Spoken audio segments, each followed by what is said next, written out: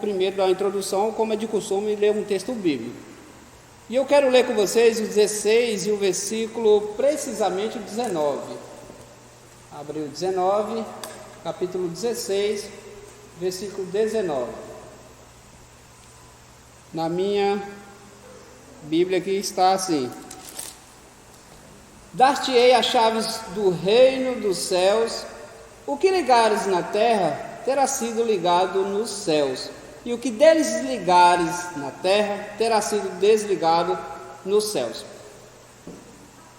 Geralmente todo mundo usa esse capítulo aqui, o capítulo 16, iniciando aí do 13, para falar de igreja. Aqui é onde tem a confissão de Pedro, que fala da igreja.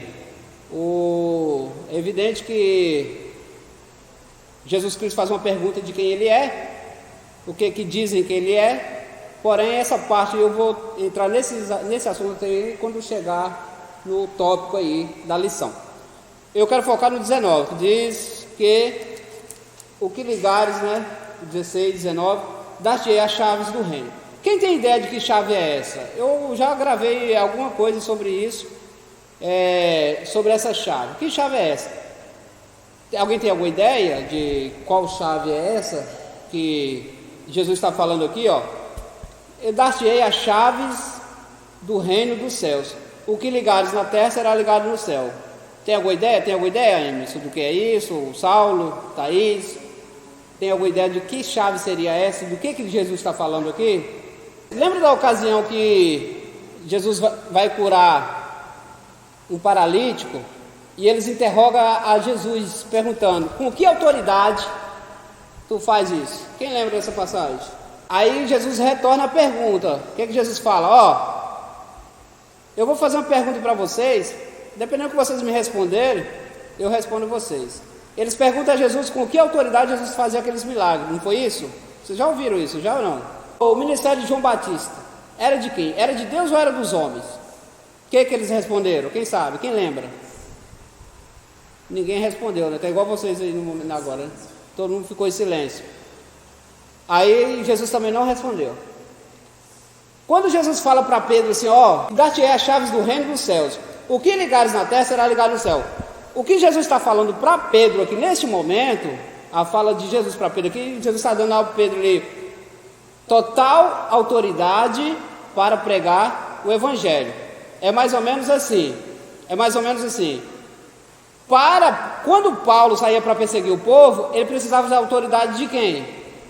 Do sumo sacerdote. Me ajuda. Do sumo sacerdote. E isso era dado uma carta. Uma carta era dada para Paulo, para ele perseguir os crentes. Então ele tinha uma autoridade do sumo sacerdote. Quando perguntava a Paulo assim, com a autoridade de quem que você está fazendo isso aqui? Aí Paulo falava assim, aqui eu tenho uma carta aqui, eu tenho autorização para entrar aqui, se eu pegar crente ou o que for aqui, ou seja, que eles alegavam ser uma seita, os seguidores de Cristo, e aí ele perseguia. Então ele tinha essa autoridade, ele tinha essa carta. Aqui Cristo está falando para os apóstolos, está falando para os seus discípulos, que está dando eles ali total autoridade, assim, e dar-te-ei as chaves do reino dos céus. Ou seja, a autoridade que Pedro tinha ali não era autoridade humana. O que Jesus estava falando para os apóstolos era: a autoridade que eu estou dando a vocês aqui não é terrena, é dos céus. Então, a partir desse momento, vocês vão pregar o evangelho com a autoridade dos céus. Então, quem abordar vocês procurando que autoridade, é com a autoridade dos céus. Então, foi essa a aplicação aqui que Jesus está dando para seus discípulos. Eu te darei a chave do céu, a chave do céu, e vocês terão autoridade, e o que vocês falar é isso, é isso. O que a igreja decretar é isso, com base na autoridade, na carta que recebeu do céu. Compreenderam isso aí? Que chave, então, de perguntar para vocês, que chave é essa que Deus está dando aqui ao povo, aos apóstolos? Então, é a chave, é a autoridade de pregar o evangelho. A chave é a autoridade de pregar o evangelho.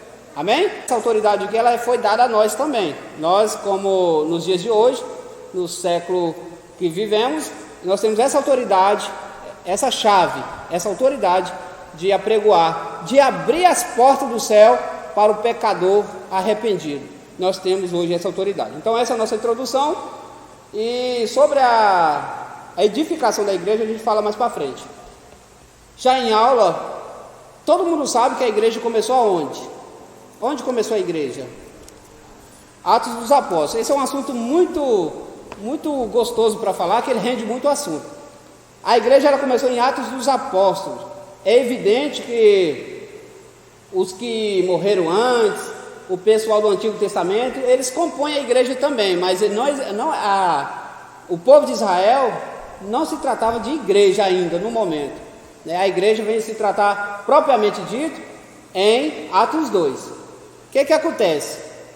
É por isso que as promessas feitas lá na igreja no início não pode ser jogada por terra, não pode ter cessado nada, porque ali é início de igreja. Se a igreja começou em Atos 2, não pode no século 21 os dons ter cessado, porque como eu já disse para alguns de vocês, que Atos dos Apóstolos é o único livro da Bíblia que não concluiu, porque lá inicia o quê? A igreja. Então Atos dos Apóstolos é o único livro da Bíblia que não está concluído, ou seja, o Apocalipse está concluído, só falta acontecer, mas ele está concluído. Atos dos Apóstolos não está concluído porque lá iniciou a igreja, e a igreja só vai concluir a igreja quando ela for tirada da terra, aí terminou o trajeto da igreja, mas a igreja continua. Então Atos dos Apóstolos é o início da igreja que continuará até a vinda de Cristo. A igreja do Senhor Jesus jamais perdeu a sua relevância histórica. Jesus Cristo deixou algumas ordenanças, falando de eclesiologia, batismo, depois foi a ceia, foi a ceia, e essa questão do batismo, pessoal, ela é muito interessante, para início de aula é bom a gente tocar nesse assunto, porque existem vários aspectos de batismo, várias formas de batismo. Existe a forma de aspersão, a fusão e a de imersão. E aí eu pergunto para vocês, primeiro eu vou dizer qual o significado de todas elas, e aí eu pergunto para vocês, essa aspersão é borrifar, né? Igual ali você pega o álcool gel ali e faz ali a aspersão. A fusão é sobre a cabeça, jogar ali um pouco de água. E existe aí a imersão, que é mergulhar por completo. Qual dessas é a forma correta de se batizar? Na opinião de vocês, qual é a forma correta de se batizar? Imersão? Quem mais tem opinião aí igual ou diferente a do Emerson? Pode falar, pessoal, um de cada vez para não embolar. Pode falar todo mundo, tá? Todo mundo pode participar. O que vocês acham? Imersão é mergulhar por completo. A fusão sobre a cabeça ali joga um pouquinho de água, e de borrifamento ali. Qual que, na opinião de vocês, é a forma correta? O Emerson falou imersão, mergulhar por completo. Isso é relativo, vou explicar a vocês por quê. Essa questão aí vai depender da situação. Por exemplo, que o batismo, você sabe que ele não salva, né? O batismo não salva. Eu não sou batizado, eu não sou salvo porque eu sou batizado. Eu batizo porque eu sou salvo, tá? Então, essa parte é relevante quando se trata do assunto das condições. Por exemplo, como assim as condições? Eu estou lá no deserto, eu ganhei uma pessoa para Cristo. Eu tenho um cântaro de água e a pessoa quer se batizar. Se eu pegar um copo de água e falar, eu te batizo em nome de Jesus, é a água que eu tenho. Vocês compreendem isso? Então vai depender da situação. Igual eu já vi vídeos de pessoas batizando em poças de água, represado por falta de água. Eu já vi pessoas batizando numa concha de uma basculante. Imagina isso. A pessoa ali enche aquela parte ali de água e batiza a pessoa. Então no passado a gente tinha muito isso, que só podia ser no rio, que não podia ser de outra forma, porque é a correta, porque Jesus batizou. Mas aqui é a ocasião onde Jesus estava. Então tudo isso tem que ser levado em conta. Então a questão do batismo, independente se foi imersão ou se jogou um copo de água ali, a pessoa está batizada. Provavelmente, se não me falha a memória, Paulo, ele não foi submergido não, acredito que foi sobre a fusão, acredito que o batismo de Paulo, mas depois eu vou conferir ao certo. Então vai depender da ocasião, compreende?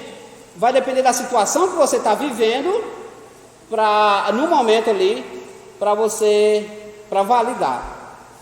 O eunuco ali, ele estava caminhando na beira de um rio, e ele estava assim, aqui está a água, eu acredito que era aqui está a água, o que impede ele ser batizado? Então essa questão do batismo, essa aí vai contabilizar aí o local, o ambiente. Mas é bacana você ir no rio, hoje as pessoas utilizam a piscina, mas isso aí é de acordo com o que você está vivendo, o ambiente que você está vivendo. Por exemplo, no deserto é escasso de água. Se você ganhou a pessoa para Cristo ali agora, ela quer batizar, ela precisa batizar, então aí vai depender disso aí. Tá claro isso? Beleza. Mas hoje é um assunto muito, muito rico, como nós estamos falando aí de igreja, lembrando que a doutrina da igreja não tem nada a ver com costumes. Essa doutrina da igreja aqui é baseada nos ensinamentos, é baseado no que Cristo deixou para a sua igreja. Nós falamos aí sobre a questão do batismo, que existe o batismo por aspersão, afusão e imersão. Você que chegou depois dá uma olhada lá na aula lá, quando nós mandarmos subir para o canal, e você acompanha a parte que já foi aplicada. Nós tratamos de qual a forma mais importante do batismo. Não sou salvo porque eu batizo, eu batizo porque eu sou salvo. Então tem o caso do bandido lá, o ladrão ao lado de Cristo, né, que morreu crucificado, e no mesmo momento ele se arrependeu e foi salvo. Então ele não teve tempo de se batizar. Mas é evidente, você que tem tempo de se batizar e não batiza, então você está negando a fé. Quando você não batiza, eu já vi o argumento assim, não vou batizar não, porque é um compromisso muito sério esse negócio de batismo. Quem já ouviu isso? Alguém já ouviu isso? Ué, mas as coisas de Deus é sério. Se você tiver batizado você não tiver batizado e não tiver levando as coisas de Deus a sério, você vai ficar aí. E se você tiver ou não tiver batizado, independente, se não tiver levando a sério, vai ficar aí também. Então, o batismo fala de confissão. Quando você batiza, você está ali literalmente confessando Jesus como o seu único e suficiente Salvador. Por isso que o batismo é em nome do Pai, do Filho e do Espírito Santo. A questão do batismo envolve isso aí também, tá? O batismo ele é válido quando ele é em nome do Pai, do Filho e do Espírito Santo. O batismo só em nome de Jesus não vale. O batismo só em nome de Deus não vale. O batismo é válido só em nome do Pai, do Filho e do Espírito Santo. Tá bom? Amém? Aí no livro de vocês aí, ainda hoje, cerca de 2000 anos após a sua inauguração, no Pentecostes, suas fronteiras continuam em expansão através do mundo. É sabido dos irmãos que a igreja começou lá em Atos 2, já fiz aplicação em cima disso também, que Atos dos Apóstolos é a igreja não concluída, é um livro não concluído ainda pelo fato da igreja existir.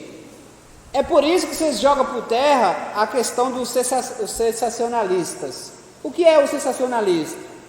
É o povo que fala que os dons cessaram. Então, se a igreja começou em Atos, não tem como cessar os dons. Ali está iniciando os dons. E ali foram repartidos língua como de fogo, e uns profetizaram, e outros falaram novas línguas, e tudo foi acontecendo a partir dali. Então ali foi o início da igreja. Então automaticamente a gente já joga por terra a ideia de cessar. Quando fala, os dons cessou, o dom de profecia, o que cessou, irmãos? O dom ele não cessou. O que cessou foi ali o ministério de profeta. O ministério de profeta, ele não existe o ministério de profeta. Eu sou profeta. Meu ministério eu fui chamado. Não existe ministério de profeta. Mas o dom de profecia existe. Deus pode usar um de vocês aqui e falar em profecia. O ministério de sacerdote, não existe o ministério de sacerdote. Deus nos constituiu sacerdotes mas não precisa eu estar ali todo trajado com a... Se apegar a isso é meio que negar a graça, é meio que negar a morte de Cristo na cruz, se pegar os costumes. Por isso, às vezes a pessoa não sabe, mas vocês que estão estudando, vocês têm o dever de saber. A pessoa que se apega aos costumes do Antigo Testamento, ela automaticamente nega o sacrifício na cruz, tá bom? Tá, irmãos? Esse negócio de eu tenho que colocar todo um traje sacerdotal aqui, eu tenho que usar a arca da aliança, tudo isso, provavelmente a pessoa que está fazendo isso não tem ideia, mas ela está negando a graça. É por isso que nós não utilizamos de símbolos, nós não utilizamos de vestimenta da forma que era antigamente, porque isso passou.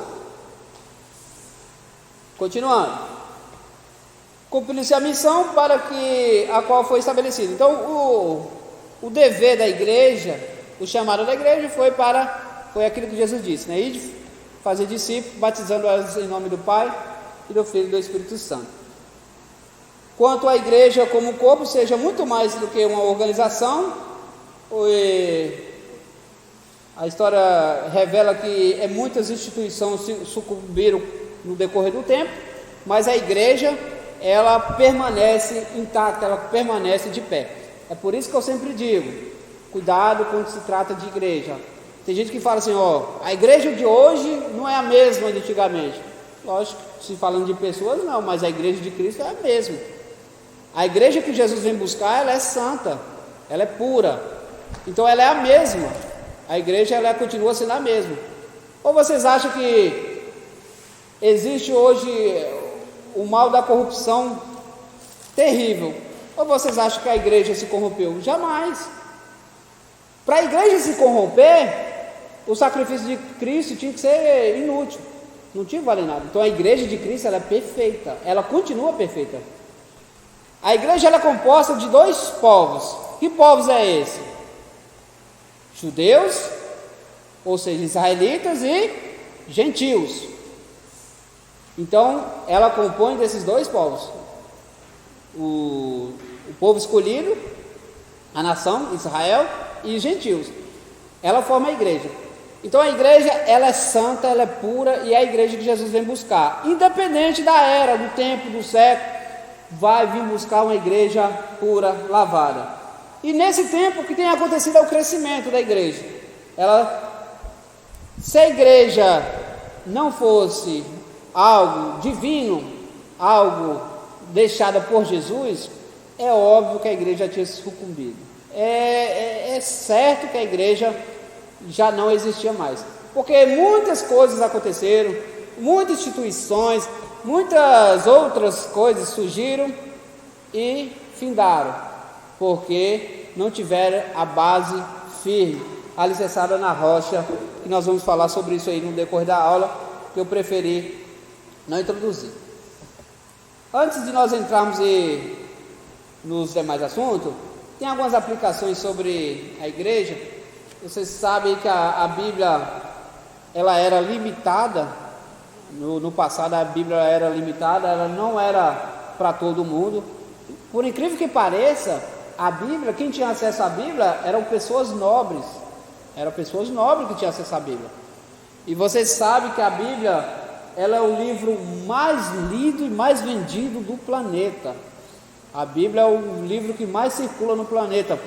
No Guinness, a Bíblia já não entra mais como o livro mais lido, porque o segundo não alcança mais a Bíblia. Então no Guinness, no livro dos recordes lá, já entra a partir do segundo e diante. Então assim, o livro mais lido, é óbvio que é evidente que é depois da Bíblia. Então eles já nem utilizam mais a Bíblia, porque ela é o livro mais vendido e mais lido na Bíblia. Então a primeira Bíblia, a Bíblia ela era limitada. A primeira Bíblia foi a primeira tradução do inglês, do grego latino para o inglês, foi essa daí, de 1382. Como eu estou falando de igreja, eclesiologia, é bom saber aí do percurso da nossa Bíblia. Em 1456, a Bíblia de Gutenberg foi a primeira Bíblia impressa. Na verdade, a tradução foi a de Wycliffe, e depois teve a de Gutenberg, que foi a primeira Bíblia impressa em 1456. Já falei para vocês que ela foi um best-seller, ou seja, o livro mais lido, e continua sendo, nenhum ultrapassa, por isso ela já não entra mais no livro dos recordes. 1478, a Inquisição Espanhola, a tortura, foi onde começou a perseguir o pessoal que professava a fé na Inquisição Espanhola. Se vocês não estudou ainda sobre a Inquisição Espanhola, procura ver, foi um tempo de massacre também. 1492, Colombo cruzou o Atlântico, a América, e o cristianismo alcança o Novo Mundo, ou seja, chega aí de uma forma aí do catolicismo, aí através de Colombo em 92. O Brasil, ele foi cristianizado. O que é cristianizado, Zão? Não é evangelizado, é uma aplicação ali do cristianismo, o batismo, o sacramento e as experiências de dogmas que foram aplicados. Em 1500 foi o descobrimento do Brasil, você sabe muito bem, e em 1517 já estava acontecendo as 95 teses de Lutero, nesse mesmo tempo. Aí teve a divisão, da igreja, a divisão da igreja católica para a apostólica romana e ortodoxa, e houve a divisão. Os primeiros crentes eram nobres, os principais eram entre reis, tanto que era uma melhor forma também de divulgação do evangelho, porque eram pessoas alfabetizadas que tinham acesso à Bíblia. Deus tem sua forma de trabalhar, sempre pensando no crescimento. E aí aconteceu também a reforma, onde foi a luta ali de Lutero contra o clero ali sobre a questão da salvação pela graça. Então aconteceu muita coisa no decorrer do tempo, pessoas tentaram acabar com a igreja de diversas formas, tantas coisas foram aplicadas no meio da igreja, mas a igreja continuou sobrevivendo, ela continuou subsistindo, porque ela é uma promessa feita por Cristo. Então essa é a questão da igreja, ela permanecer de pé nos tempos que estamos vivendo. E a perseguição ela continua. Não é assim que a igreja é uma natureza singular que lhe assegura plena capacidade de resistir aos ataques das forças malignas. Então nós sabemos que se a igreja não tivesse aí a autorização, o comando de Cristo, a igreja ela não existia mais, pelo tanto de ataque que ela já sofreu aí. No primeiro tópico aí, a introdução à eclesiologia, no livro de vocês, como explicar a força permanência de uma instituição como a igreja, como passar isso, como mostrar uma força tão grandiosa, conseguiu transpor a diversidade de circunstâncias que teria sido aí sua própria sepultura, o tanto de eventos que a igreja passou, perseguições, uma sociedade relativista e secularizista. Então como que pode tudo isso acontecer? Crentes torturados, mortos, jogados nos coliseus, aqueles que não negaram a fé, como que tudo isso pode ter acontecido? Pessoas sendo traçalhadas por animais, por leões, pessoas nas ruas de Roma ali, sendo crucificadas, e atearam fogo ali para iluminar a cidade ali, com crentes, tudo isso aconteceu. E aí, a questão é, como isso tem se sustentado? A base de Jesus Cristo. Você olhar o histórico da igreja, se você olhar para trás, olha aqui, olha o que os crentes passaram, e você olhar as nossas condições hoje, no final das contas, dá vergonha de falar que nós é crente. Vocês olhar o que os crentes passaram, o que eles vivenciaram, dá vergonha de dizer que nós é crente. Vocês vê pessoas com dificuldade com pessoas na igreja, porque não concordam com a cor do uniforme. porque não concorda com a opinião, não, essa aí não. E as pessoas se estranham por causa dessas coisas. Aí Jesus entristece olhando essas coisas, porque no passado alguém morreu para você estar aqui. Eu não estou falando de Jesus, não. Jesus já garantiu a igreja lá no Calvário, mas no decorrer, os heróis da fé aí, pessoas foram torturadas para nós estar aqui, e as pessoas hoje querem disputar cargo dentro de igreja. O tanto de alma aí fora para ser salvo, e as pessoas, não, o cargo era para mim, porque estão me perseguindo. Perseguição, não está precisando se converter. A pessoa que com essa mentalidade precisando se converter. A igreja não tem nada a ver com quatro paredes. É o que eu sempre digo para vocês: igreja não tem nada a ver com quatro paredes. Lembrando que, como vocês é aluno, é sempre bom enfatizar: eu não venho à igreja para ser salvo. Por que eu venho à igreja? Porque eu sou salvo. Eu não venho à igreja para ser salvo, eu venho à igreja porque eu sou salvo. Então, quando alguém for pregar a ideia de os desigrejados, que existe muito desigrejado por aí, que quer pregar que eu não preciso vir aqui para ser salvo, eu falei, lógico que eu não preciso vir aqui não, mas eu venho porque eu sou salvo. Se eu não vim, eu não estou salvo. Por que, Isaú? Como assim? Eu não tenho comunhão. É aquilo que eu sempre falo: eu sozinho eu não sou igreja, eu sou templo e morada do Espírito Santo. Eu sou igreja quando se junta. Igreja é comunhão. Se eu não tenho condições de congregar com alguém, o que o texto de Mateus capítulo 6 diz? Tanto na terra quanto no céu. Se aqui eu vi de picuinha, Deus vai me levar para lá para dar problema? Já basta o diabo, foi tocado, que era um anjo, e depois Deus rejeitou. Deus não quer mais problema no céu não, gente.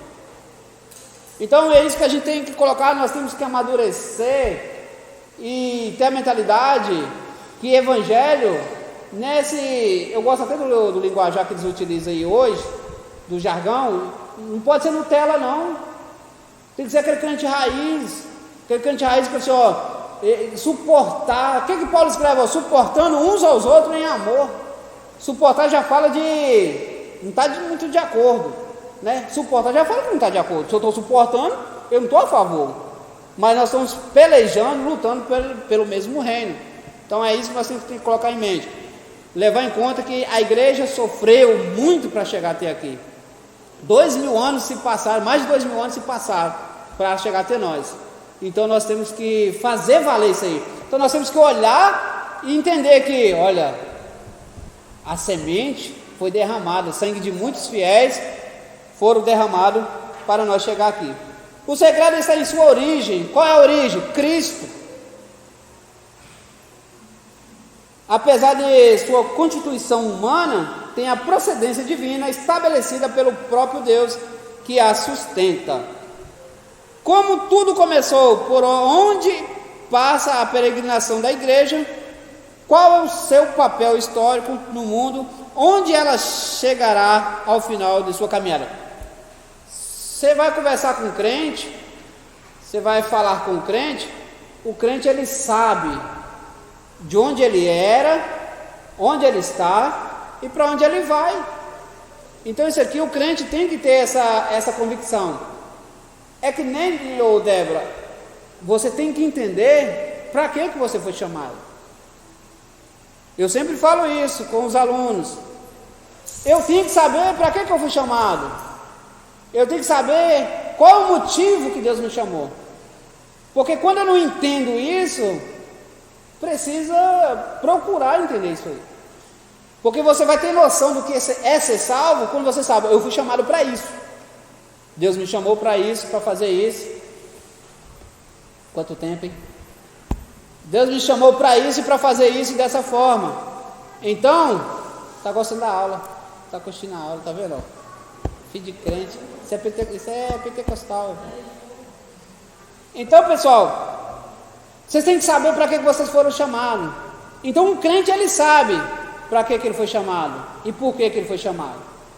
Aí tem um cara de cabecinha agora, ih, meu Deus, se me perguntar para que eu fui chamado, o que eu vou responder? Você tem que saber. Qual é o seu chamado? de onde você era, para onde você vai. O que você era? Eu era um pecador perdido, sem Deus, sem esperança. E o que você é agora? Eu sou um pecador, mas agora eu sou um pecador arrependido. Já muda tudo. Sou um pecador arrependido. E qual é o seu futuro? Meu futuro é a eternidade com Cristo, é morar com Cristo.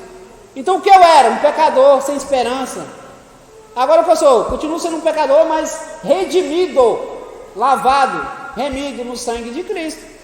Entende isso? Entende isso, Marcos? Então quando te perguntar hoje o que você é um pecador arrependido que foi comprado pelo sangue de Cristo. É aula, mas se vocês quiserem dar um glória, não tem nada a ver não. Eita glória. Beleza? Então você tem que saber isso aí.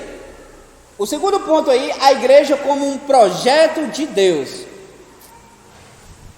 A igreja foi desde a eternidade, né, projetada na mente de Deus, um povo adquirido.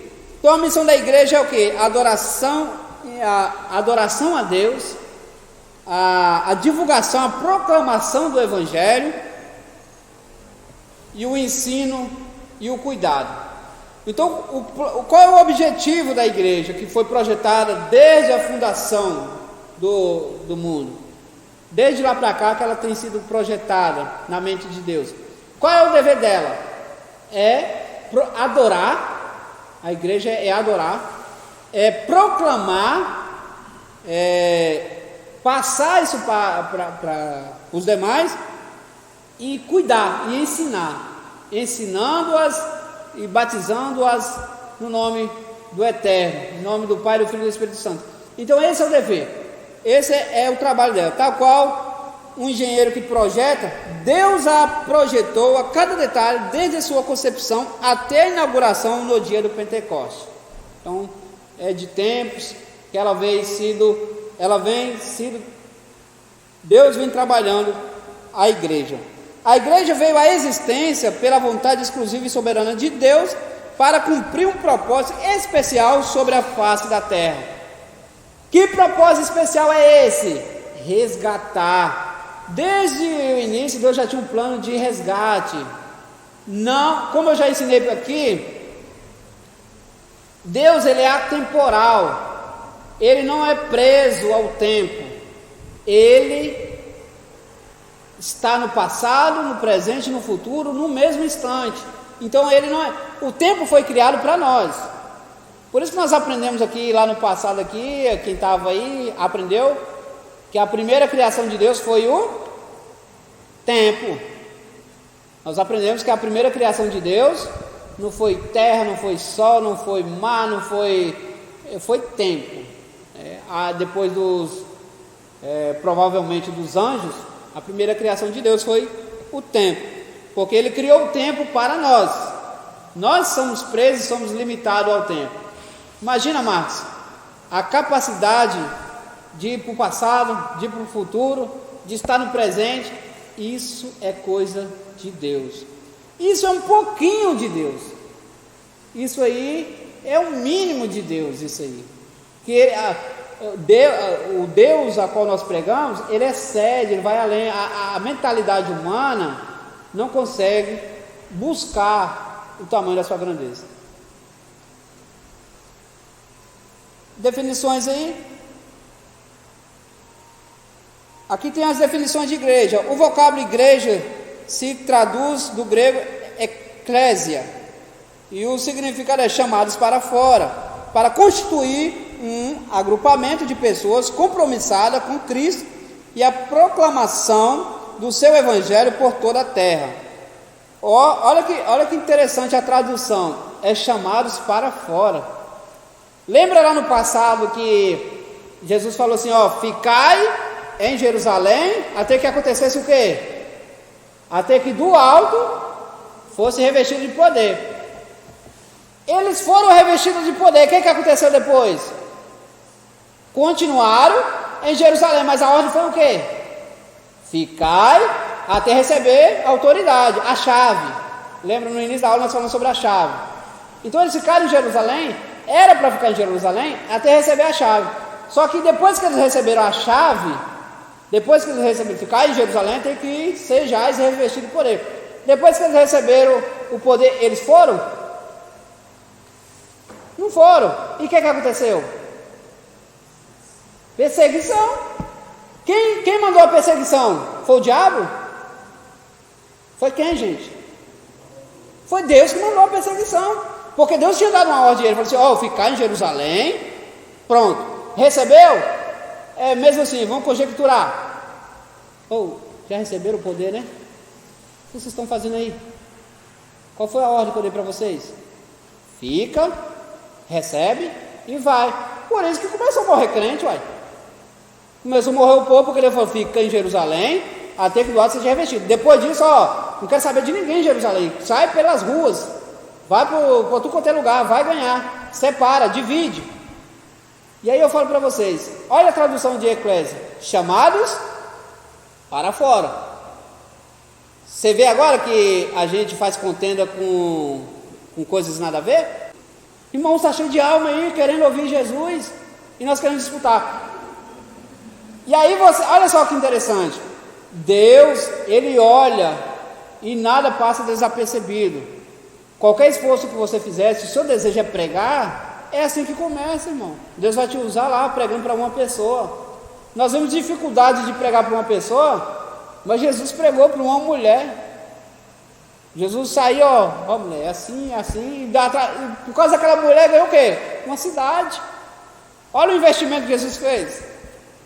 É a visão, entende? Olha só, ele viu uma mulher, mas através da mulher veio todo mundo. Billy Graham, nunca se houve um evangelista depois de Jesus e depois de Paulo, igual Billy Graham. O camarada que mais ganhou alma para Deus foi Billy Graham. Billy Graham, ele chegava no estádio assim, pregava, era 200 mil pessoas, era alma se rendendo. Ele foi o maior evangelista, morreu recentemente agora. Foi o maior evangelista, mas foi profetizado, a mesma visão de Jesus, ele chegou para uma mulher. Então, ou seja, por causa de uma pessoa, milhões de vidas teve acesso ao céu por causa de uma alma. Ou seja, aquela alma às vezes que a gente não quer pregar, né? Naquele culto que só tem 5 irmãos, às vezes não quer pregar, mas ali está o resultado, está uma cura aí para milhões de almas perdidas. Que Deus nos chamou para sarar, para curar, para resgatar, entende? Compreende isso? Então, essa é a postura, esse é o dever. Então, definição de igreja é o quê? Chamados para fora. Aí a igreja é composta por a forma episcopal, o presbiteriano e o congregacional. Nós somos o congregacional. Como é que é essa divisão? O episcopal é o menos democrático, que é o formato aí da igreja católica, né? Que é pela história, passa de pai para filho, geralmente aí, parece uma coisa mais monárquica. Aí o presbitério, ele é feito por grupos, né? Votos de presbíteros e pastores. Aí vem o congregacional, que é de membros e pastores que votam para eleger. Então, assim, a igreja hoje ela é definida mais ou menos isso aí. E se você for olhar, por exemplo, Atos dos Apóstolos, capítulo 20, o versículo 28, lá tem uma forma de eclésia lá, que se trata literalmente de reunião, que se trata de assembleia. É por isso que nós somos os assembleianos. A assembleia tem lá também. Isso aqui vai tratar também de dispensação, mas depois, não sei, talvez mais na frente eu falo um pouco sobre dispensação com vocês. Em Efésios capítulo 1, fala da plenitude da dispensação. Essa questão de dispensação é bom falar um pouco com vocês, que tem gente que prega contra, fala, vocês é dispensacionalista, essas coisas assim, mas tem gente que fala da mesma coisa, mas só usa outro nome. Porém, as dispensações, existiram algumas dispensações. No ponto 2.2 aí, um projeto oculto no ministério de Deus. Cristo ele veio ao mundo na plenitude dos tempos, ou seja, no momento exato que deveria vir. O que é isso, Isaú? Quando Jesus veio ao mundo, tudo já estava preparado. O povo já se socializava, já tinha um mercado de trabalho, já existia estradas, já existia navios. Então, ou seja, a circulação de pessoas de um país para outro isso já era comum. Por isso se trata da plenitude, porque o momento que Jesus veio era o momento do povo reunir, viajava, a divulgação ali do Cristo estava propícia. Por isso ele chegou na plenitude dos tempos. O texto de Efésios capítulo 3, versículo 12, vai ver sobre isso aí, o ministério oculto em Deus. O meio da revelação divina aconteceu por aí, aí vai tratar da plenitude, Gálatas capítulo 4, versículo 4. A plenitude dos tempos, e aí acontece aí a forma que ele veio ao mundo, é a forma que a comercialização já estava, tanto que no dia de Pentecostes estava cheio de quê? De pessoas de todos os lugares estavam ali. Por isso que aconteceu o Pentecostes. No momento que aconteceu o Pentecostes, tinha pessoas de diversas regiões ali. Então aquele fato ia sair para todos os lugares. Então era o momento exato também. Definiu o projeto divino na dispensação da plenitude dos tempos, Efésios capítulo 1, 10. Existem algumas dispensações, nós não vamos entrar nisso, mas eu vou falar para vocês quais são elas, essas dispensações. Para ser preciso, são 7 dispensações. Existe aí a primeira aí, que é a da inocência. Qual é a dispensação da inocência? Adão, né, no momento lá do Éden. Esse era o momento da primeira dispensação. Aí vai acontecer a segunda, que é da consciência. Foi o momento que eles pecaram e entenderam que eles tinham pecado. A terceira é o governo humano. E lembra ali, para ser bem preciso, ali no momento ali de Nimrod, aquele povo ali todo rebelde ali, começou a governar, começou a liderar sobre os outros, começou a governar sobre os outros. Aí a quarta, que é a promessa, que é a patriarcal, foi a promessa que Deus fez lá, essa é a dispensação da promessa, onde Deus prometeu ali a Abraão. A quinta foi a promessa da lei. A sexta da graça, e falta uma, que é a do milênio. Então essa que está para acontecer. Nós estamos vivendo a dispensação da graça. Já ensinei sobre isso. Nós não pregamos o evangelho do reino, nós pregamos o evangelho entende? Tem uma diferença nisso aí, mas nós não vamos entrar, na outra hora a gente fala, e depois também você quiser saber, eu te explico melhor sobre isso aí. Nós pregamos, é por isso, só para pular fora disso aqui, para não ficar aquela dúvida assim, como assim, Isaú, no evangelho do reino? Porque a Bíblia relata que o fim só virá quando o evangelho for pregado em todo o reino, toda a terra. O fim virá. É evidente que o evangelho não foi pregado para todo mundo. Tem gente que eu ouvi alguém defendendo isso esses dias. Não, está todo mundo evangelizado. Não está, gente. Não está, tem muita gente que precisa ser evangelizada. Então a volta de Cristo não se dará quando todos forem evangelizados. O evangelho do reino, sim, o fim só virá quando todos forem evangelizados. Isso se fala lá do milênio. O evangelho do reino vai ser pregado no milênio.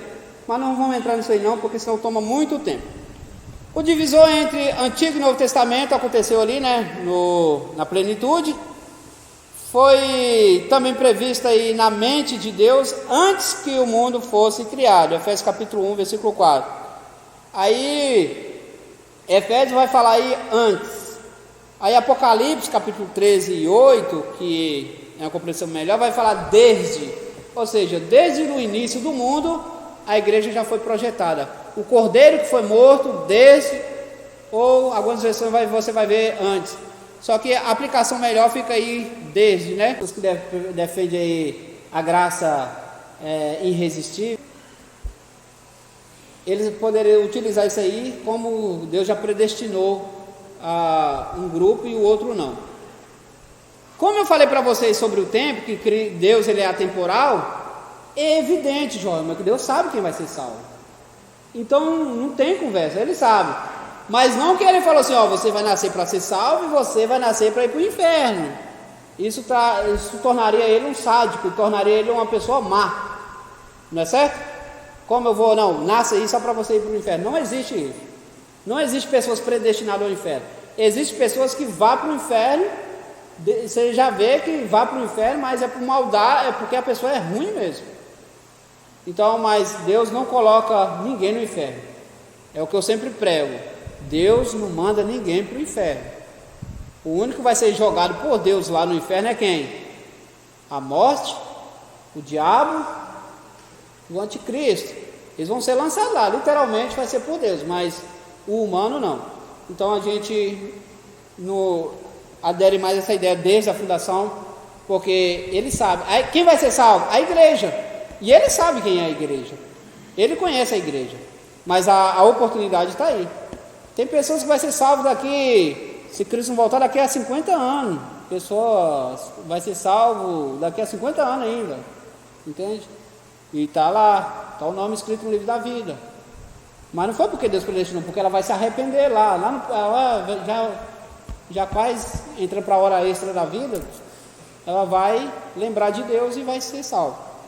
E se o arrebatamento não acontece, então ele está vivendo aí.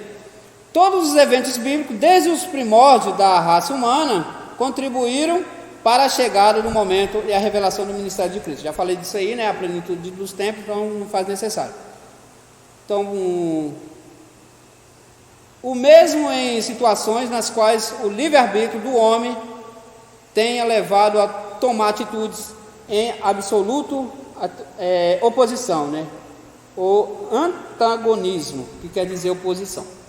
Então, mesmo com a interferência do homem no decorrer do tempo, isso não interferiu, não atrapalhou a igreja de sobressair, de vencer, de chegar onde chegou. Os profetas do Antigo Testamento vaticaram o tempo de graça no mundo, o tempo da igreja, anteviram a revelação do ministério da igreja, mas não puderam discernir. Por exemplo, alguns profetas profetizaram a chegada de Cristo. Por exemplo, Zacarias, Isaías e diversos outros vai falar. Mas só que, por exemplo, Zacarias capítulo 9, para vocês terem uma ideia, vamos ler Zacarias capítulo, quem achou, me ajuda aí. Cadê minha Bíblia? Está aqui. Zacarias capítulo 9, olha só, para ficar mais claro que eu vou aplicar para vocês aqui, é assim, ó, já é na divisa aí do Novo Testamento, com o Novo Testamento já. Quem achou aí? Zacarias capítulo 9 e o versículo 9, quem achou pode ler, bem alto aí. Aqui.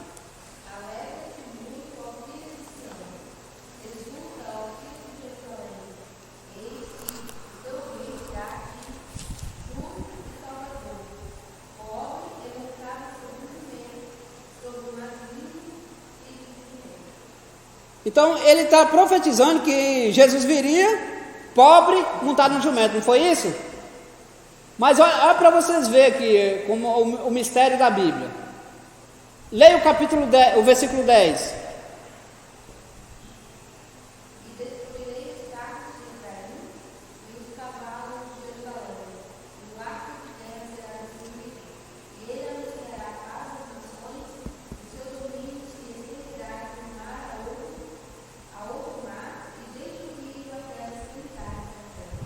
Isso já aconteceu, Luciano?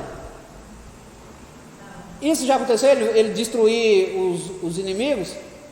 Você entende que os profetas, eles pregavam sobre Jesus, eles ensinavam sobre Jesus, mas eles não sabiam discernir o tempo. A parte dele chegar pobre e montar no jumento aconteceu, sim ou não? A parte da destruição total dos inimigos já aconteceu, sim ou não? Não.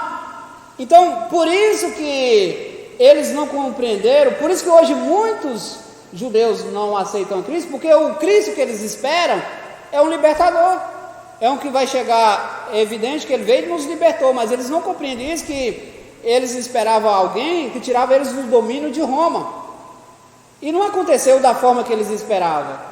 Então o domínio que Jesus nos tirou era um domínio maior, que era o domínio das trevas, ele nos resgatou do domínio das trevas, porém eles não compreenderam. Por isso, se você procurar boa parte hoje dos judeus, eles negam que Jesus Cristo é o Salvador. Eles alegam que foi um profeta, um homem bom, que aplicou leis bacanas, mas só que o Salvador não, porque eles esperam alguém que vem para revolucionar, para destruir, como está escrito aí. Isaías também profetizou sobre essas coisas. A situação, tem gente que fala lá que a ocasião que João Batista é preso, Quem batizou Jesus? João Batista. Você sabe disso, gente. João Batista batizou Jesus. Na prisão, o que João Batista mandou fazer? Ele mandou seus discípulos fazer o quê? Procurar saber se Jesus era o Salvador que ele estava esperando. Não mandou? Falou assim, ó, vai lá, procura saber se é ele mesmo. Tem gente que fala que João Batista estava em crise de depressão aqui. Não estava, não tem nada a ver isso. Não que a depressão não pode dar em crente. Talvez lá em Elias, lá na caverna, talvez estava meio depressivo lá. Mas João Batista não. Quando João Batista mandou perguntar, hein, procura saber lá se ele é o Cristo mesmo, porque ele estava esperando alguém para revolucionar, e Jesus estava sendo oprimido ali, estava quase indo preso já. Ou seja, todo mundo perseguia ele e ele não reagia da forma que o povo esperava. Aí João Batista, peraí, olha, João Batista estava cheio de Deus quando ele batizou Jesus. Ele falou assim, olha, eis aí o Cordeiro que tira o pecado do mundo, eu não sou digno nem de desamarrar a sandália dele. Mas olha aqui, aí quando ele vai falar de Jesus, vai baixar lá para ele batizar, ele diz, não, eu não posso, não sou digno. Ele disse, não, você tem que me batizar para que se cumpra o que está escrito. Então não era depressão, era porque ele esperava um rei montado no cavalo branco, literalmente, montado no cavalo branco. Entende isso aí? Essa questão do João Batista ficar em dúvida, não é que ele estava depressivo, era a questão dele, mas o Todo-Poderoso que eu estou esperando, e ele já sabia, o Espírito já tinha testificado nele, só que depois vai chegar uma hora, a parte humana vai falar assim, será que é esse mesmo? Será que era isso que eu esperava? Então, por isso aconteceu isso aí. Os profetas, Vaticano, falei isso aí agora, falei a parte pobre já aconteceu, e a parte da destruição aí vai vir. Tem umas aplicações bacanas aí, continuar a amar mais e mais. Então por isso que o segredo é estudar a Bíblia, continua estudando a Bíblia e pede revelação. Quando você vai estudar a Bíblia, você pede, Senhor, Espírito Santo, me dá a revelação do que está aqui, me mostra o que está aqui, porque Ele dá, Ele revela. E aí você fica, quando você descobre algo assim, que Deus te dá ali no texto, ali, a aplicação ali, você fica, parece que você está voando, a sensação é boa demais. Um projeto revelado aos homens, já aplicamos aí a plenitude, Efésios capítulo 1, constitui-se no início da revelação desse glorioso mistério ao mundo, Gálatas 4:4. Ali o Emanuel, Deus emanado conosco, começou a transpor da mente de Deus para a realidade humana, posto que em Cristo todos os quantos receberam, quer judeus, quer gentios, formam um só corpo, mediante a promessa do Evangelho. Então, ou seja, a igreja é formada de judeus e gentios. As duas ordenanças, né, que é o batismo e a ceia, toda a concepção divina para a redenção humana passa por Jesus, a pedra angular.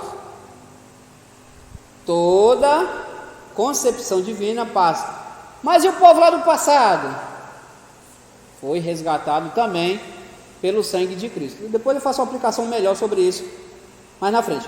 Assim como no Antigo Testamento existiu a congregação do povo de Israel, a igreja dá continuidade ao plano divino na atualidade, ou seja, nos dias de hoje. Um projeto com riquezas incompreensíveis. Como resultado direto do projeto de Deus, a igreja tem uma missão, a qual seja anunciar as riquezas incompreensíveis de Cristo. Para você ganhar uma pessoa, às vezes a gente não sabe utilizar as palavras corretas, porque o que move o mundo não são as respostas, e sim as perguntas.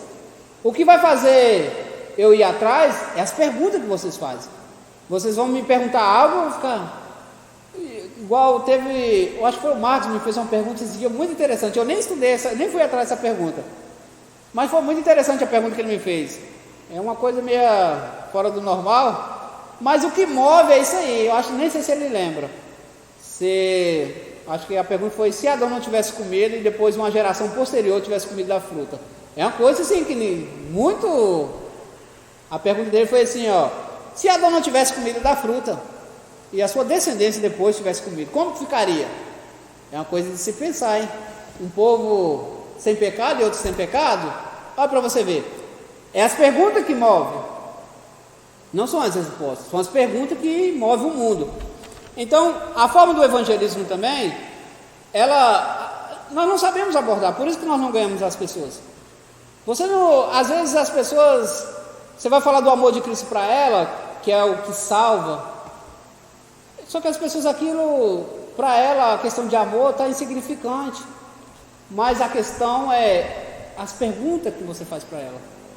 Lembra no decorrer, antes aí que eu já perguntei, você tem que saber de onde você era, quem você é e para onde você vai. Então o evangelismo se trata com questionamentos. O que você me diz da vida? O que você acha que é a vida? O que é a vida para você? Você acha que isso aqui é o limite? Ou você acha que tem alguma coisa além? Então, às vezes, saiba chegar, saiba abordar as perguntas, aí vai mexendo no consciente da pessoa. É praticamente a psicologia reversa. É você utilizar, não, beleza, quem é casado aí sabe muito bem, o problema é que essas mulheres causam, falam, não, tá bom, e a gente sabe que não tá bom, e fala, tá bom, já sabe, tem problema aí. A gente tem que saber como abordar as pessoas, perguntar, você sabe qual é o significado da vida, você sabe por que você existe, você tem ideia, porque tem pessoas que estão desamparadas, estão desesperadas, ela acha que ela é inútil, tem pessoas que acham que é inútil, elas acham que elas não têm serventia nenhuma. Aí você fala do amor de Deus para essa pessoa. Como que você é inútil? Como que você não tem serventia? Olha, quer ver um texto aqui? A Bíblia relata aqui, ó, que a tua alma ela tem um grande valor. Deus pagou um alto preço pela tua alma. Como que você fala isso? Então Ele morreu por você. E aí você vai trabalhando isso aí, você vai fazendo o que você foi chamado. Todas as concepções divinas para a redenção humana passa por Jesus antes. Assim como o Antigo Testamento, um projeto de riqueza, já falei para vocês, as riquezas incompreensíveis de Cristo. A mensagem do Evangelho da graça de Deus é universal, porque o seu alcance cobre desde o princípio da criação até a consumação final. Aprenda aqui. Por que nenhum ser humano foi capaz de morrer para salvar, para redimir a humanidade? É porque Jesus ele veio na plenitude dos tempos. E na plenitude dos tempos, ali muita coisa já tinha acontecido. Então, no passado, profetas pregaram. Moisés falou sobre Jesus. Há muita citação de Moisés sobre Cristo. Só que, por que nenhum humano poderia morrer? Porque precisava de um sangue de um Deus. Somente o sangue de um Deus tem condições de resgatar desde Adão. Entende isso? Só os outros lá que morreram, eles já morreram e já foram salvos. Não existe ninguém e nem vai existir ninguém que morreu, que foi salvo através da sua morte. Não tem um ditado que as pessoas usam? O anticristo vai vir aí. Aquele que negar o anticristo vai morrer. Precisou. Aí as pessoas fazem a colocação, precisou morrer para ser salvo. Pagou com a vida, não é isso? Alguém já viu isso? Assim, fulano, teve pessoas no passado, teve pessoas que pagou com a vida a salvação. Não existe isso. Nós não pagamos com a vida. A salvação ela já foi paga já. Nós só morremos por amor, ou seja, literalmente é um mártir ali, está sendo martirizado por amor a Cristo. Então, o sangue de Jesus Cristo, ele tem o poder, porque Cristo, ele é atemporal, ele não está preso ao tempo, ele tem poder. Então ele salvou Adão, Débora, como se Adão tivesse morrido um dia depois da morte dele. Então todos que morreram no Velho Testamento foram salvos pelo sangue de Cristo. Toda a alma que você vai encontrar lá no céu foram compradas com o sangue do Redentor Jesus Cristo. Então ele tem esse poder universal, ele tem esse poder de buscar, porque ele não é preso ao tempo. Isso aqui é interessante, porque se as pessoas não conhecerem Deus, não entendem isso. Para entender isso, tem que conhecer Jesus. Por isso que o sacrifício dele foi no momento exato mas que é desde o sacrifício, o cordeiro que foi morto desde o início, né? Desde a criação. Em todas as épocas, e a partir do Éden, Deus permitiu que o homem, através dos sacrifícios que apontava para a cruz, tivesse acesso pela fé às riquezas da graça de Cristo. Os povos do Velho Testamento, o poder retroativo, o sangue de Cristo, ou seja, literalmente o sangue de um Deus que teve aí a capacidade de salvar os irmãos lá do Antigo Testamento. Vou ver aqui quanto que falta aqui. Nós temos tempo. Um projeto revelado aos homens, 2.3. Eu já falei isso aqui já passou, opa, estou voltando aqui. Um projeto manifesto na multiforme sabedoria de Deus. Isso aqui eu não falei não, né? Um projeto que manifesta a multiforme sabedoria de Deus. É isso aí agora, nós vamos falar disso aí, tá? Antes de entrar aí, nenhum sistema político conseguiu jamais e conseguirá colocar no mesmo projeto pessoas de posições sociais tão dispares, compartilhando o mesmo processo, vivendo as mesmas expectativas e aguardando a mesma esperança. Olha só, a Bíblia tinha de tudo para dar errado. Se você for olhar, tinha de tudo para dar errado. Por quê? A Bíblia, ela foi compilada aí por 40 autores, e em um prazo, olha só isso aqui, 40 autores, num prazo mais ou menos aí de 1.600 anos. E como se não bastasse, no meio aí tinha nobres e plebeus. Então, se você for olhar, ela tinha tudo para dar errado. Como que um vaqueiro aqui, um camarada lá do palácio, lá do trono, como que vai conciliar as ideias? Aí eras diferentes também. Épocas diferentes. Como é que pode isso dar tão certo? Só existe uma resposta: porque Deus estava no negócio, porque Deus guardava por a sua palavra, Ele preza pela sua palavra. Essa é a ideia da preservação nesses 1.600 aí, vários níveis sociais, pessoas cultas, pessoas leigas que compilaram aí os rolos santos. 2.5. Um projeto que manifesta a multiforme sabedoria de Deus. O termo multiforme contrapõe a uniforme, ou seja, uniforme de acordo, multiforme ultrapassa e vai mais além. Aí existem aí as especulações. Eis alguns exemplos disso aí. Por exemplo, a jumenta que falou a Balaão. Tem uma indagação terrível sobre isso aí, não tem? Quem fala, Deus usou a jumenta ou não usou? Alguém já ouviu alguma coisa sobre isso aí? Existe questionamento, Deus usou a jumenta? E aí eu pergunto a vocês, Deus usou a jumenta? Sim ou não?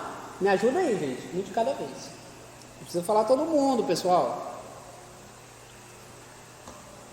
Luciana acha que usou. Quem mais tem a ideia da Luciana? E aí, Marquinhos, Deus usou a jumenta, sim ou não? Pessoal, isso aí é uma questão clara. Jumenta fala? É normal uma jumenta ficar conversando com uma pessoa? A pessoa, fulano estava ali conversando com um burro ali. Não, estava conversando ali com um cavalo ali na esquina ali. Isso é normal? Quem fez a jumenta falar? Então não tem dúvida disso aqui. Deus usou a jumenta. Você não vê Cristo mesmo. Cristo mesmo. Cristo mesmo, ele vai falar para aquele povo lá, na hora que Deus está pregando o evangelho Levi, né, ali no João ali, que está ali pregando para aquele povo ali, pegando leve com aquele povo ali, ó, vocês são filhos do diabo, vocês são filhos de Deus não. Na hora que ele está pegando leve ali com o povo ali, Jesus pregando, e o pessoal quer um evangelhozinho Nutella, né, onde você não, que Jesus é amor, é paz e amor, só isso. Aí Jesus está lá naquele evangelho simples lá assim, calme. Ah, nós somos filhos de Abraão, não sei o que, vocês são filhos de Abraão? Não, se vocês fossem filhos de Abraão, vocês iam me conhecer, vocês é filho do diabo. Ou seja, literalmente, vocês é filho do capeta. Vocês é filho de um trem ruim para lá, mas de Abraão vocês não é não. Falam para os crentes, tá? Para as pessoas que creem em Deus. Aí, naquele momento ali, ele está ali pregando o evangelho ali, e ele vai falar assim, ó. Aí tem uma ocasião que ele vai falar assim, ó, se vocês não me clamar, ele falou o que clamaria? As pedras. Vocês não me amam, mas alguma coisa me clamar. E é por isso que a natureza clama ao Senhor, adora ao Senhor. A natureza adora ao Senhor. E ele cuida da natureza, vocês veem isso lá, né? Ó, quando ele vai falar dos lírios, quando ele vai falar dos animais, dos passarinhos, que ele cuida, para a gente não ficar ocioso, essas coisas assim. Então, aqui no momento aqui, a gente sabe que não é comum, embora tem gente que para conversar com jumenta, mas a jumenta falou porque Deus usou a jumenta. Os corvos que foram alimentar ali Elias, ali em Querite, Deus usou. Aí Deus usou também na forma aqui multiforme. O momento ali do lodo ali que ele usou ali para passar nos olhos ali do cego, lodo feito de cuspe ali por Jesus com o símbolo para curar a cegueira de um homem, capítulo 9 ali de João.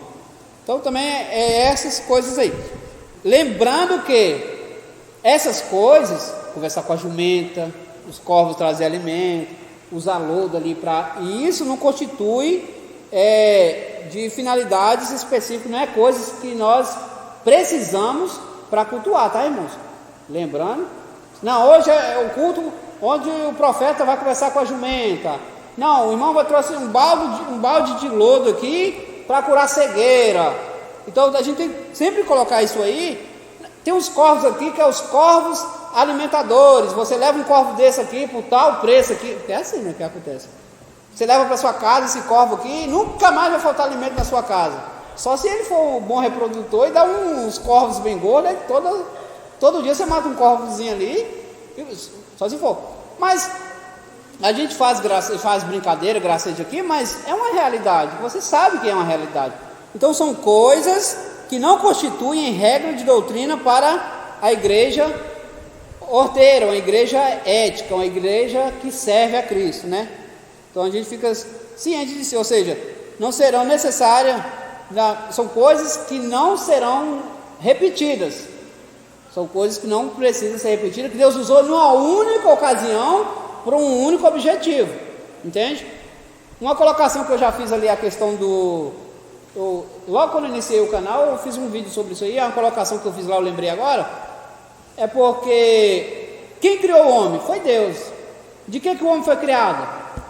Do barro. Quem conhece cada detalhe do homem? Deus. E quem que Deus usou para reformar o homem que estava cego? Barro, lama. Entende? A colocação que eu fiz foi o quê? Que ele pegou um pouquinho, era a peça que o homem era feita. Eu tenho um pouquinho, tem uma peça de um homem aqui. Eu tenho um olho aqui. Ele pegou e colocou o olho no homem, que era feito do barro.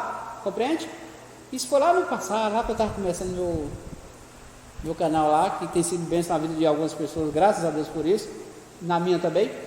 Então é uma colocação, é uma exegese bíblica isso, que Deus usou o que o homem é feito, a matéria que o homem é feito, ele usou para curar o olho daquele cego. Momento, coisa exclusiva que aconteceu naquele momento. Então hoje, irmão, esse barro aqui é lá de Israel. Quem tiver deficiente aí, eu vou fazer um braço aqui mais ou menos, vou fazer um dedo aqui e Deus vai restituir. Então não é assim que funciona, tá? Sim.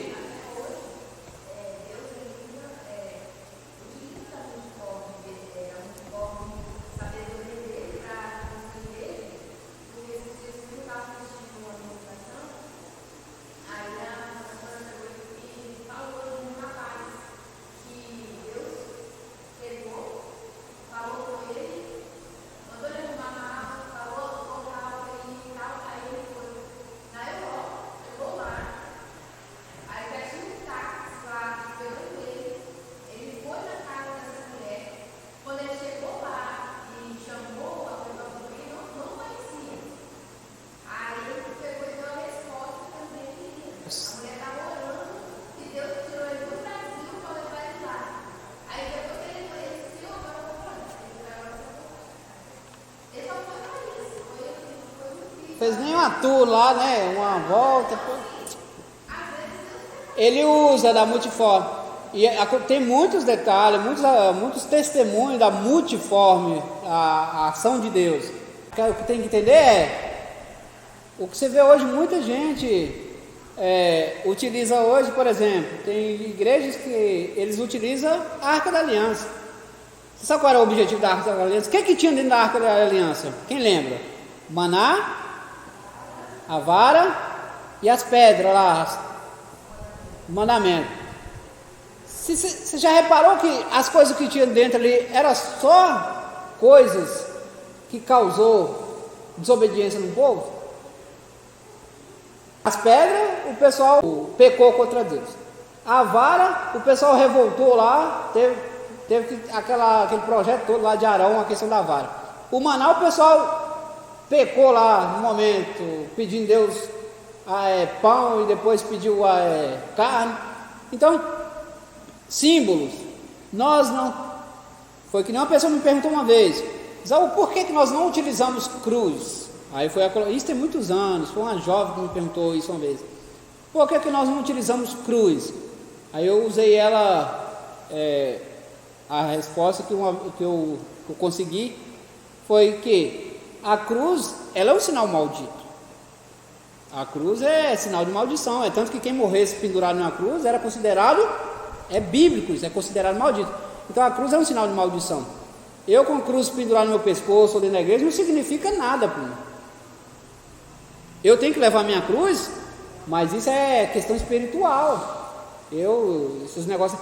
E aí eu coloquei para a colocação que eu fiz foi assim: se uma pessoa você ama muito, vai lá e se mata, vamos dizer que ela se matou enforcada, ou deu um tiro, não sei. Você vai pegar aquela corda e vai guardar de lembrança, ou vai fazer um cordãozinho pro gente dela? Não, essa forca aqui foi que um conhecido se matou, uma pessoa que eu amava muito. Ou seja, esse revólver aqui eu fiz a miniatura dele porque foi quem uma pessoa amava muito. Vocês entendem? Nós não precisamos, a nossa cruz ela não é física. Nossa cruz ela é espiritual. Quem quer vir após mim, toma. Tem que ter a cruz, tá? Se não tiver cruz, não tem evangelho. Toma a sua cruz. Aí o pessoal traz por literal demais as coisas. Tanto que eles trazem arca, tem pessoas que vestem pano de saco. Que coisa ridícula. Pano de saco, não, que é o profeta tal, isso aqui. Gente, isso é ridículo. Você vê que isso é falta de Bíblia. O nome disso é falta de Bíblia. Centralizar o culto em um dia, isso é falta de exegese, de aplicação. Oi? Só um único dia. É um jejum de deixar a barba crescer, não, de tirar a barba, do pano de saco, da arca, de não sei o que. Então, Deus, eu não sei não, eu duvido que Deus está nesses negócios. Mas não vamos entrar nesse detalhe do 7 não, porque Paulo ele escreve, né? Quem separa e quem não separa, faz para a glória de Deus. Então, independente de quem tem um dia para cultuar e quem cultua todo dia ou quem não tem, tudo faz para Deus. Então, o importante é Deus aceitar. Repetido, mas existe sim multiforme. Eu já fiz uma aplicação há muito tempo aqui também, a questão de uma mulher que foi trabalhar na casa de judeus e toda a refeição lá eles tinham a oração deles lá, né, do judaísmo, e essa mulher crente, pentecostal mesmo, daquelas cheia do Espírito Santo. Aí eles faziam a oração e ela ficava olhando. E um dia ele estava fazendo a oração, no final das contas, lá quando terminou, ela estava falando lá o hebraico, e ela não tinha, era uma simples mulher, não tinha estudo, e falando hebraico, quando ela ia falando, e o olho ali fechado, provavelmente, estava cheio de Deus ali. Quando ela terminou, a família de judeus estava toda ajoelhada em volta dela. Depois ela quis saber o que estava acontecendo. E aí eles falaram que ela passou tanta coisa da vida deles lá, que ninguém sabia, ou seja, que era coisa lá da terra deles, e ela nem hebraico falava, ele estava conversando com ela ali, conversava em português, e eles todos aceitaram Jesus. Isso é o quê? Multiforme, a ação de Deus aqui de uma forma diferente, e acontece muito nos dias de hoje, mas o que a gente tem que ficar atento a essas coisas, de objeto aí, não que não aconteça. Por exemplo, lá Moisés utilizou lá, ele cortou um galho de uma água amarga lá em Mara. O Eliseu que usou, tinha um lugar lá também que a água era ruim também. O machado flutuado multiforme também. Teve uma ocasião também que eu não sei se acho que ele jogou também numa água lá, que a água era amarga também, não dava para beber. Tudo isso é multiforme, tá, pessoal? E existem diversas, mas você ficar esperto com os charlatões aí, vendendo produtos. O ponto 3, a igreja e seu fundamento. Aqui a gente fala do que eu deixei de falar na introdução, porque já tinha um tópico. Eu não falei porque já tinha um tópico aqui. Lembrando que a Bíblia, ela resistiu todo esse tempo, a Bíblia resistiu todos esses anos para nós se adaptarmos a ela, tá? Nós temos que se adaptar à Bíblia, e não a Bíblia, igual estão querendo fazer, se adaptar a nós. Então, é mais ou menos assim, a Bíblia, a regra é essa de fé. Se não serve para você, então não tem parte não. A igreja e seu fundamento, capítulo 16 de Mateus, foi onde a gente leu na introdução, porém, agora nós vamos ler aí versículos anteriores. Nenhuma construção é capaz de ser erguida em condições de se manter de pé ou suportar a ação do tempo em suas estruturas, a não ser, que esteja firmada em Cristo. O texto, capítulo 16, 13 de Mateus, trata com especial clareza a questão do fundamento. Você sabe que é defendido aí pela Igreja Católica, que Pedro é o primeiro Papa e etc. Você sabe também que o significado do nome Pedro é pedregulho, pequenas pedras. Só que aí Cristo vai perguntar aos seus discípulos, assim, quem diz os homens ser o filho do homem? E eles disseram, uns, João Batista, outros, Elias, outros, Jeremias, ou um dos profetas. Disse-lhe ele, e vós, quem dizeis que eu sou? Lembrando que quando perguntaram de Jesus, vocês podem ver que só relataram pessoas crentes, pessoas de exemplo, pessoas de nome aqui. Então Jesus era visto como um profeta. Só que aí Jesus pergunta, e vós, quem dizeis que eu sou?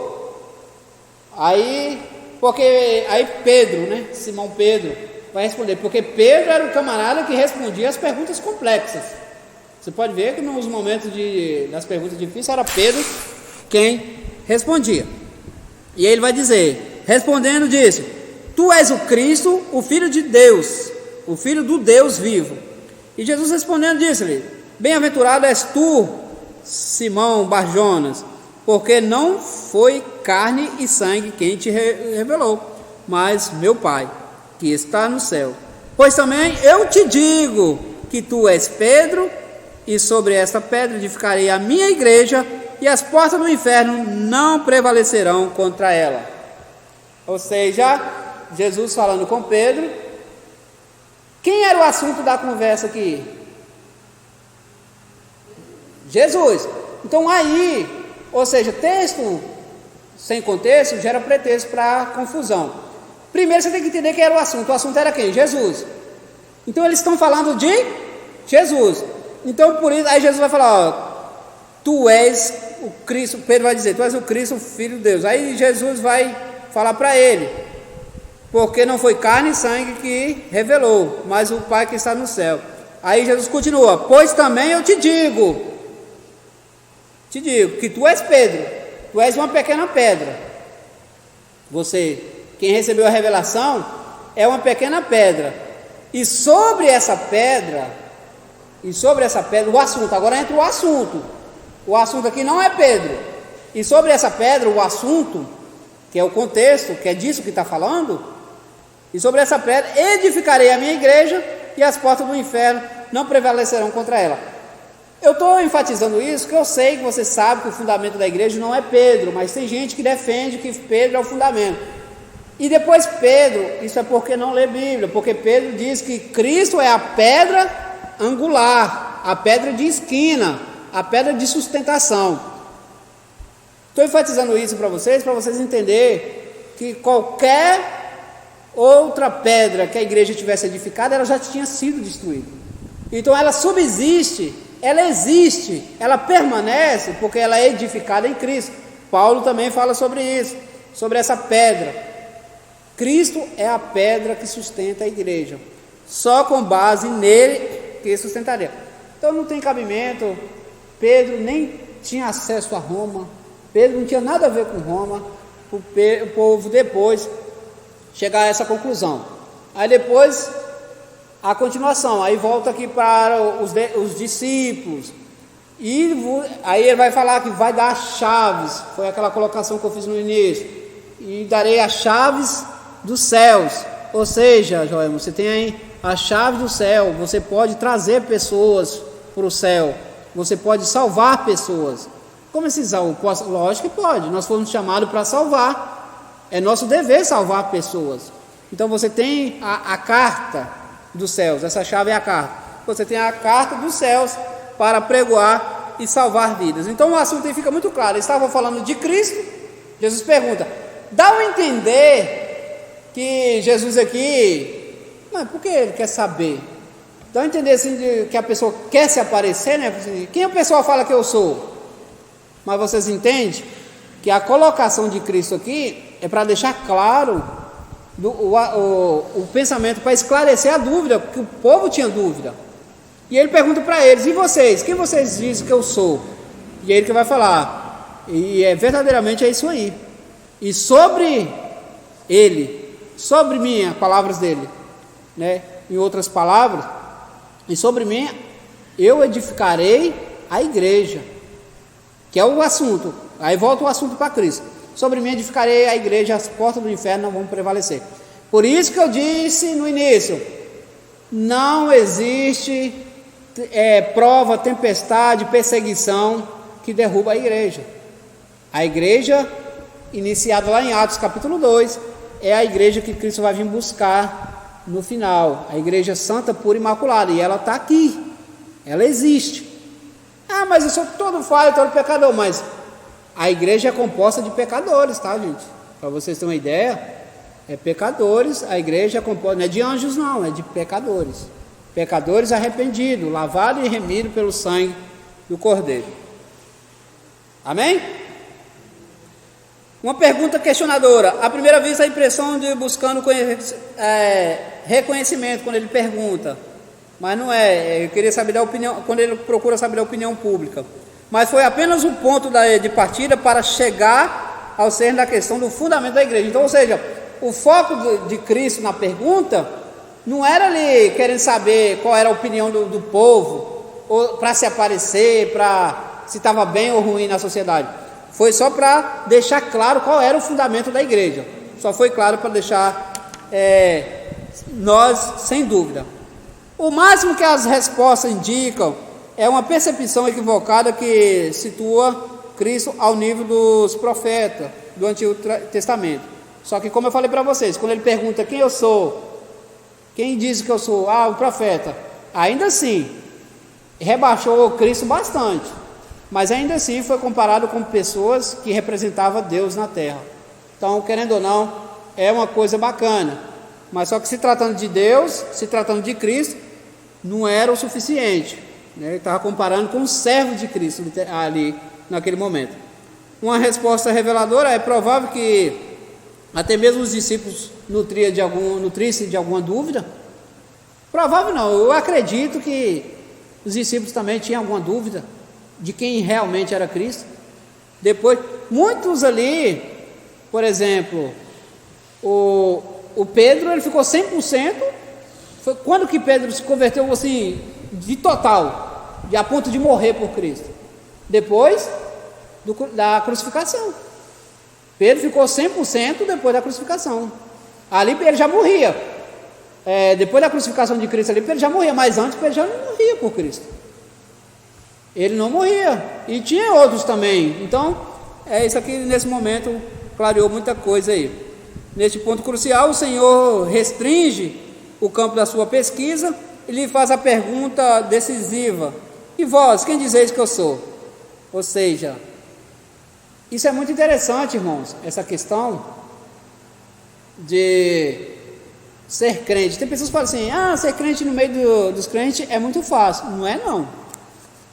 Se você for levar pelo lado de a questão de no meio dos outros lá a pessoa atribulada, mas no meio dos crentes aquela situação de Abraão e Ló. Pedro vai relatar que Ló era justo. Vocês, não tem uma passagem que vai falar do justo Ló? Pedro vai relatar isso aí. Mas a atitude de Ló com Abraão foi justa? Quando Abraão chegou para Ló e perguntou assim: não pode ter contenda entre nós não, moço? Fala para onde você quer ir, eu vou para o outro lado. A atitude de uma pessoa justa era qual? Pai Abraão, eu sou seu servo, eu vou escolher depois que o Senhor escolher. Eu sou abençoado por causa do Senhor. O Senhor escolhe. O que ele fez? O Abraão falou: fala o que você quer. E ele olhou. Aonde a visão dele mostrou: não, o melhor está aqui. Ele escolheu. Isso é ato de justiça? Não é. Então, ou seja, talvez você seja justo lá no meio dos pecadores, é fácil. É só você não fazer o que eles fazem. É só você não prostituir, não falar mal dos outros, não fumar, não beber. Pronto, já é diferente. Agora o complicado é você ser santo no meio de santo. Entende isso, Emerson? Ser diferente no meio dos crentes. Essa é a questão, onde todo mundo é santo. E você ser diferente, você ser santo. Essa é a questão.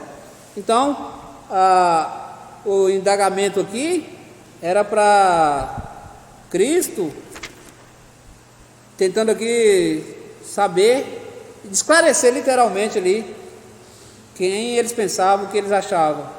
E eles consideravam aqui Cristo, ainda muitos consideravam um profeta. E aí naquele momento ali foi revelado que muitos ali não sabiam, não acreditavam. Os irmãos de Jesus mesmo, os irmãos de Jesus se converteram. Tiago era um irmão de Jesus, era um dos líderes da igreja. Os irmãos de Jesus se converteram depois da crucificação, depois da ressurreição. Aí que eles se converteram, porque eles não acreditavam em Cristo. Eles tinham uma declaração conclusiva. Chega agora ao ponto da atenção sobre quem seria o fundamento da igreja, mas nós sabemos aí que era o próprio Deus. O Senhor foi mais além ao declarar a completa vitória da igreja sobre as portas do inferno. O assunto era Jesus, como eu falei para vocês. Então se tratava da pedra maior e não do pedregulho ali, das pequenas pedras que era Pedro. Cristo, o fundamento inamovível da igreja. Uma regra áurea da interpretação bíblica é o texto, em cima do contexto, porque a Bíblia determina que não se pode interpretar um texto isoladamente sem levar em consideração o seu contexto. Então, versículos isolados é problema. Em nenhum momento deixa transparecer a ideia de que Pedro seria o fundamento da eclésia, e sim, fica claro que Cristo.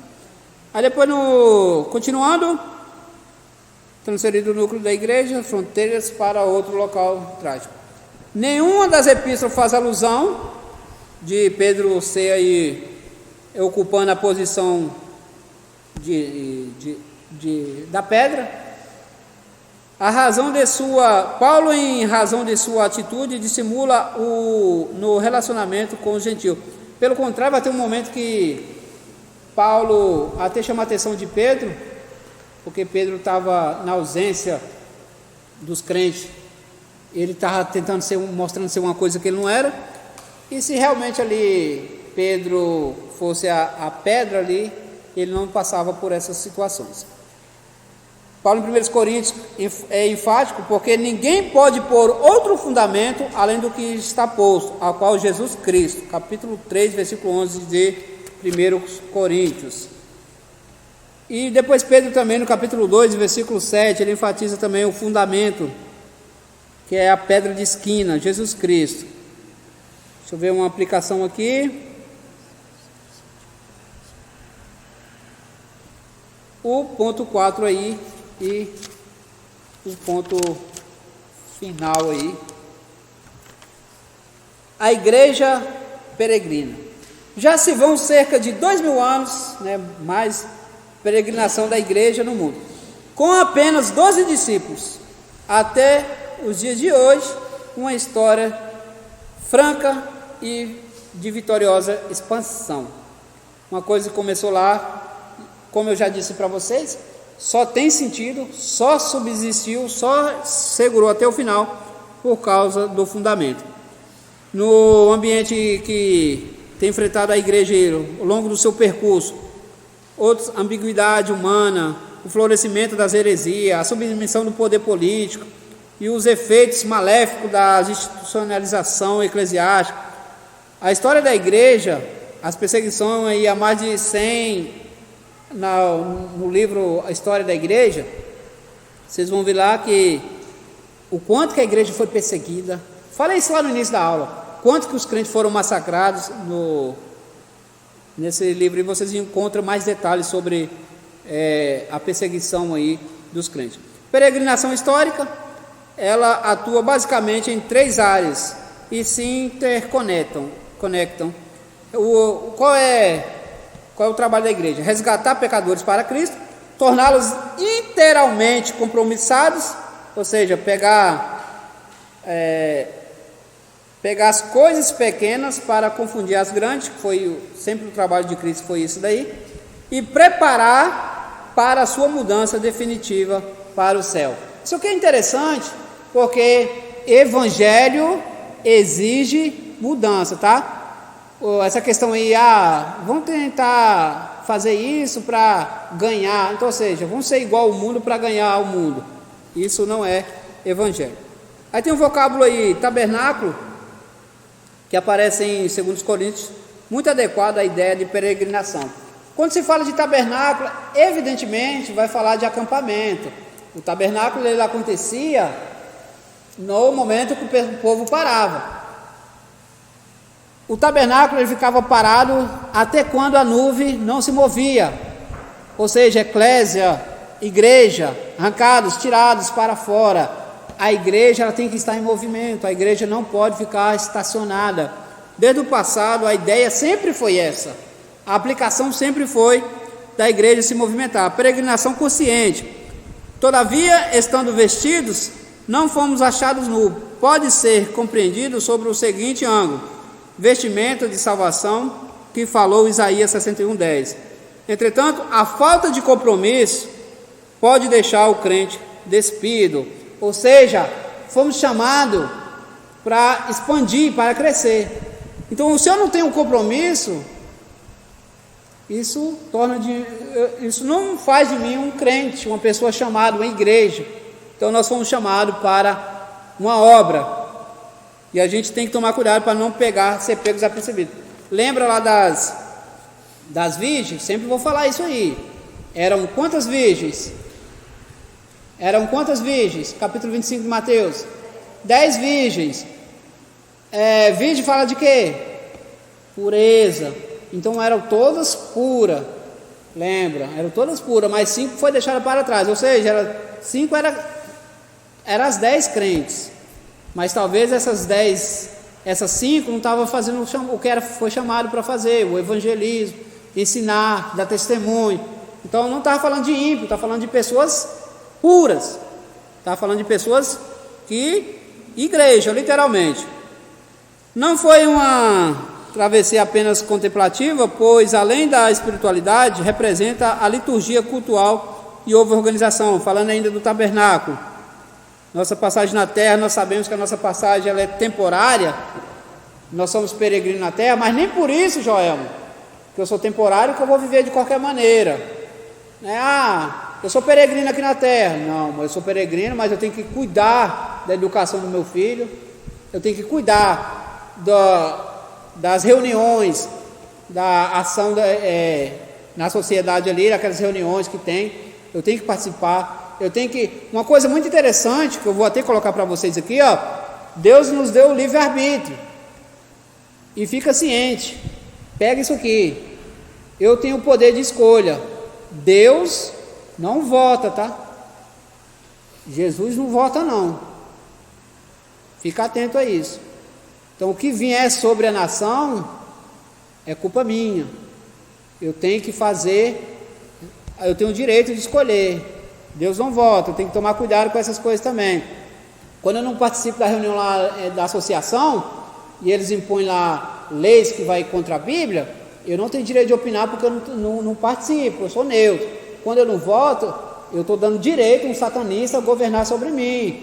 Quando eu não exerço o meu trabalho de cidadão, eu dou direito a uma pessoa que não tem Deus fazer o trabalho sobre mim. Então, a gente tem que ficar atento a isso aí. Nós somos temporários na terra, mas enquanto eu viver, eu tenho que prezar pelo melhor. Eu tenho que procurar o melhor para a minha família, o melhor para a minha comunidade, o melhor para o meu país. É meu dever como igreja. Eu tenho que ir atrás disso aí. As pessoas são muito equivocadas a respeito dessas coisas. Uma vez eu conversei com um rapaz, ele é até professor, e ele falou comigo dessa forma, ó, eu acredito que tudo está na mão de Deus, e Deus vai fazer o que é melhor. E eu respondi para ele, tem dois sentidos aí, sua resposta está certa e está errada. Que tudo está nas mãos de Deus é verdade, mas Deus não se interfere na coisa que é para mim e para você fazer. Então a gente tem que tomar cuidado com essas questões. Não se discute política, não se discute religião. Nós só estamos aqui hoje por causa que Lutero discutiu religião lá no passado. Nós só estamos aqui hoje livres dos dogmas, daquelas indulgências, daquelas coisas antibíblicas que a igreja aplicava, porque um homem discutiu. Não se discute política, não é questão quando eu vou colocar aqui, pessoa que não entende de nada, e fica lá querendo arrumar confusão um com o outro. Mas quando é para defender uma causa, discute religião, discute política, tudo isso tem que ser tratado. Afinal, nós fomos chamados para ser diferente. É por isso que hoje existe essa rivalidade contra a igreja, porque a igreja defende o que Deus constituiu. Isso é discutir, isso é defesa, isso é defender o que crê. Beleza? A liturgia cultural. Duas posições equivocadas no integral gerou. Uma restringiu o evangelho apenas a questões da alma. Duas posições equivocadas aqui, ó. Infelizmente, a falta do equilíbrio quanto à visão de sua missão integral gerou na história eclesiástica recente duas posições antagônicas. Uma restringiu o evangelho apenas a questões da alma e aqueceu-se de que o homem ainda vive no mundo e esqueceu o próximo. É basicamente isso que eu apliquei para vocês agora. Eu vou preocupar só com a alma e não vou lutar pelo direito de onde eu vivo, entende? Eu ainda estou aí no ponto 4 aí. Então essa é a questão aí equivocada. Eu sou cidadão do céu, mas eu tenho que zelar, cuidar do ambiente onde eu vivo. A outra foi que resvalou para o outro extremo, que produziu o chamado evangelho social, ou seja, aquilo que Paulo, que entra a ideia de Paulo e Tiago, né? Que o evangelho sem obras ele não existe, e há obras, a fé sem obras e as obras sem fé também. Então eu não posso deixar levar por esse lado também. Um mostra que eu tenho o outro. As minhas obras vai mostrar a minha fé através das obras que eu faço. Eu não preciso de obras para ser salvo, mas mostro que eu sou salvo através das obras que faço. Compreende isso? Entendeu? Eu não preciso de fazer nada para ser salvo, mas o que eu faço mostra a salvação na minha vida. É mais ou menos por aí. E assim que concilia o ensino de Paulo sobre fé e obras, Romanos capítulo 1:16, e de Tiago sobre as obras de fé. Não há confusão entre Tiago e Paulo sobre um defender isso e defender aquilo. Os dois defendem que para mostrar que é salvo tem que exercer os dois. Eu sou salvo pela graça, mediante a fé, e com isso eu exerço as obras. O destino da peregrinação, o que anima a igreja na presente habitação é o seu destino eterno. Ela não se move no mundo numa peregrinação vã e sem sentido. Estamos aqui, como eu já falei, mas nós sabemos que o nosso destino é o céu. A nossa pátria não é aqui. Por isso que nós sabemos quem somos e para onde vamos. O mundo está caminhando para algum lugar, mas apenas a igreja entende de onde veio, qual o seu destino final. O conflito de Paulo em Filipenses destaca a forma clara dos dois lados da peregrinação da igreja. De um lado, a sua presença forasteiros no mundo produz frutos até o fim, e do outro, estar com Cristo no porvir. Paulo ele tinha uma convicção, ele tinha uma vontade imensa de estar com Cristo. Só que Paulo, ele via que tinha necessidade dele na terra. Por isso que eu vou gravar uma outra hora, eu vou gravar para vocês um vídeo falando que Paulo tinha domínio sobre a morte. E eu vou explicar isso para vocês numa outra ocasião. Paulo tinha domínio sobre a morte. Que ele sabia do quão gratificante era estar com Cristo, mas ele se via na obrigação de continuar vivo para fazer um trabalho. Em outra ocasião a gente fala sobre isso. Eu sei que já despertou um interesse em vocês, isso é bacana, mas a gente discute isso em outra hora. Então aqui o outro é estar com Cristo no porvir. Há quem defina o céu, lugar da futura habitação da igreja, apenas como um estado. Isso é um modo de ser, estar ou existir, sem negar esse aspecto da vida eterna, onde os salvos terão corpos transformados, não mais sujeitos às leis da natureza humana, com outro tipo de existência. O céu também um lugar. Que nem eu disse, o céu é maravilhoso, mas só é maravilhoso por conta de Jesus Cristo. O céu nunca foi e nunca será mais importante do que Jesus Cristo.